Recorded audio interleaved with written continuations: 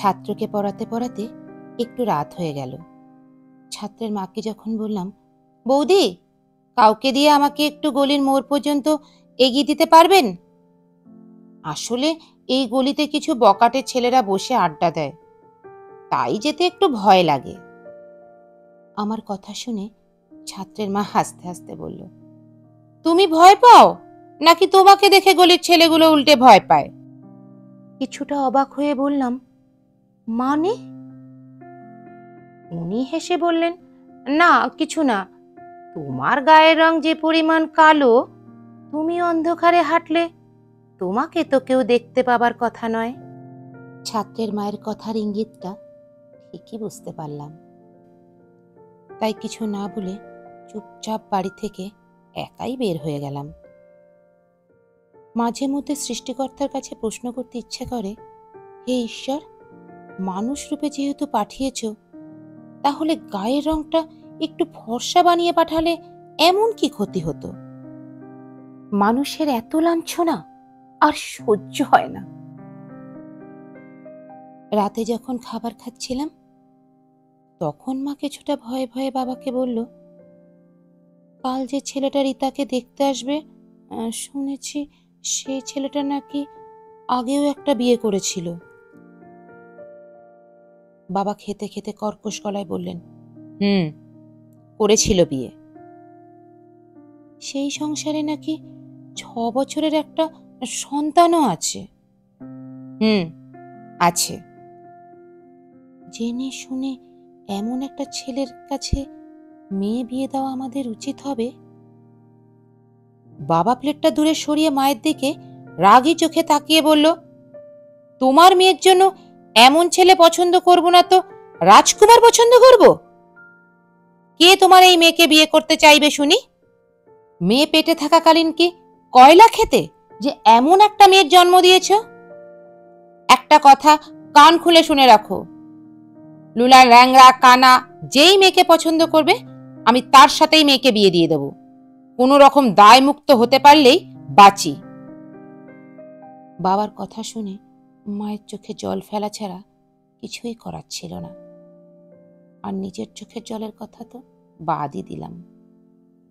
পরের দিন পাত্রপক্ষ যখন আমাকে দেখতে আসলো, তখন মা নিজে হাতে আমাকে সাজিয়ে দিচ্ছিল।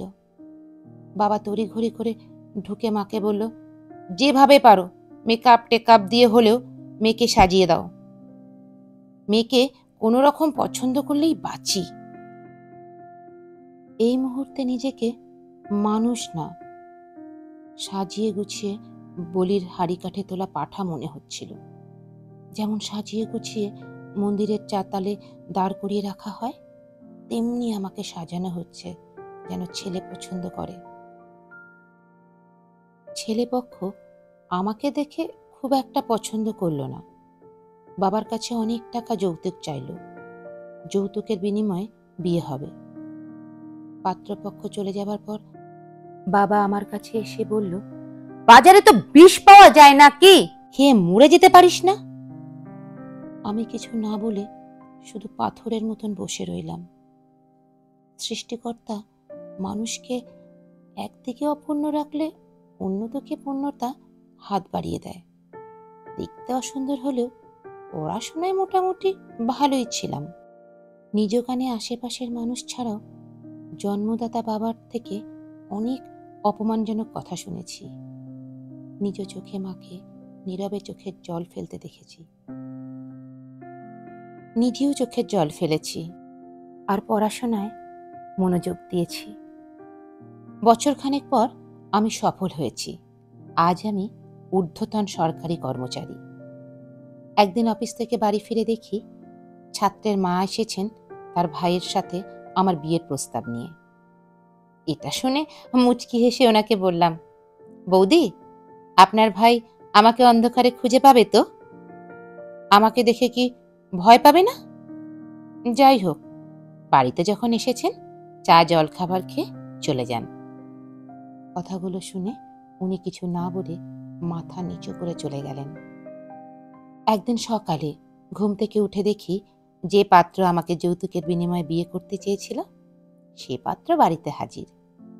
বাবাকে বলছে সে কোনো কিছু চায় না, শুধু আমাকে বিয়ে করতে চায়।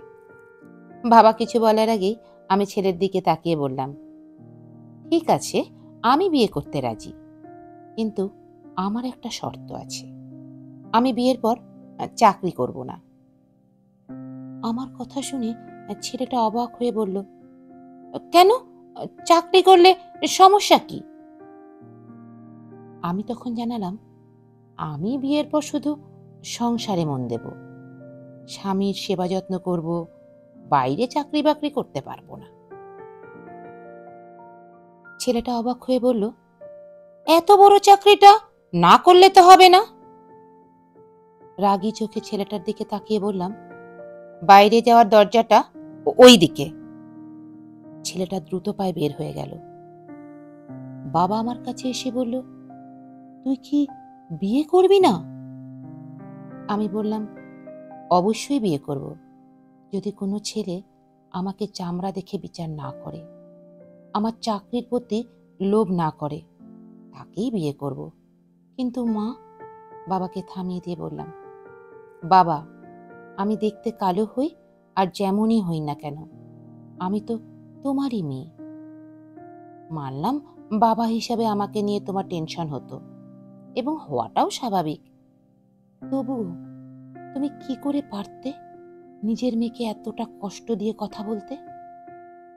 বাবা, সৌন্দর্য বা শারীরিক গঠন মানুষের হাতে থাকে না, তবুও ঘরে বাইরে সব জায়গায় প্রতিনিয়ত অপমানিত হতে হচ্ছে। আমার কথা শুনে বাবা যখন চুপ করে রইল, আর আমি বাবার সামনে থেকে নিজের ঘরে চলে গেলাম। বাবা হয়তো বুঝেছে, প্রতিটা মানুষের বোঝা উচিত, রূপ না, মনের সৌন্দর্য আসল সৌন্দর্য। লেখাটি ফেসবুক থেকে সংগৃহীত। পাঠে আমি সঞ্চারী, মিউজিকে শুভ্রা পাল। আমার গল্প পাঠটি যদি আপনাদের ভালো লেগে থাকে, তাহলে অবশ্যই বন্ধু বান্ধব আত্মীয় স্বজনের মধ্যে শেয়ার করবেন। আর অনুরোধ রইল আমার চ্যানেলটিকে সাবস্ক্রাইব করার, আর কমেন্ট করে জানাবেন কেমন লাগলো আমার গল্প পাঠটি। আমার গল্পটি শোনার জন্য অনেক অনেক ধন্যবাদ।